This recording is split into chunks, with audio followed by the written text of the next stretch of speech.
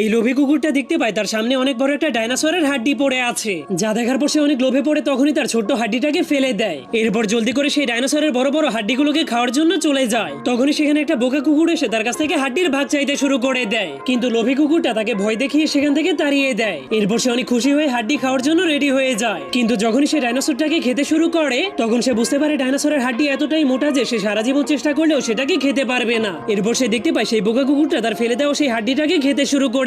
এই জন্য সে হাসতে হাসতে তাকে নিয়ে মজা করতে শুরু করে দেয়। কিন্তু কিছুক্ষণ পর সে যখন অনেক চেষ্টার পরেও হাড্ডি খেতে পারছিল না, তখনই তার মাথায় একটা আইডিয়া চলে আসে। এই জন্য সে ওই বোকা কুকুরটার কাছে গিয়ে বলে, তুমি আমার পুরনো হাড্ডিটা আমাকে দিয়ে দাও, আর তার পরিবর্তে তুমি পুরো ডাইনোসরটাকে নিয়ে নাও। যা শোনার পর বোকা কুকুরটা অনেক খুশি হয়ে তার কথা মেনে নেয়। কিন্তু আসল মজা তো এখন ঘটবে, কারণ বোকা কুকুরটা যখনই ডাইনোসরের হাড্ডিটাকে ভালো মতো পরীক্ষা করে নরম জায়গাতে অনেক জোরে একটা ঘুষি মেরে দেয়, তখনই ডাইনোসরের শক্ত শক্ত হাড্ডিগুলো একদমই গোড়া গোড়া হয়ে যায়, যার কারণে সেই লোভী কুকুরটা নিজেই বোকা হয়ে যায়।